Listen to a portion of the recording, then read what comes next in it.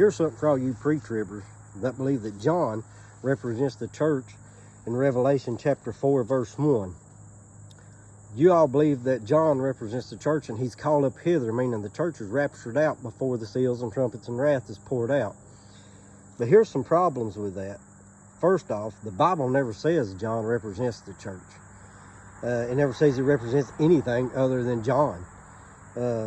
Also, if you say that John represents the church in chapter 4, verse 1, you have to stay consistent and say that everywhere John is mentioned in the book of Revelation, he don't represent John, he represents the church. If you don't believe that, then you're just picking and choosing and making the Bible say whatever you want it to say.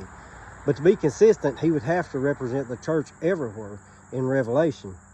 And then you run into more problems. Because here's a couple examples. If you go to chapter 5 and verse 4, John says, and I wept much. Does that mean John wasn't weeping, but the whole church? Jump down to verse 5, and he says, one of the elders saith unto me. So one of these elders is talking to John. Does that mean one of the elders is not talking to John, but he's actually talking to the whole church? Revelation chapter 11, verse 1 and 2, John is actually given a reed and put back on earth and told to measure the temple and the altar and such. So that means at some point, John comes back down to earth. All right? And that is before the wrath is poured out. So if you believe John represents the church there, he goes up, he comes back, he's kind of all over the place.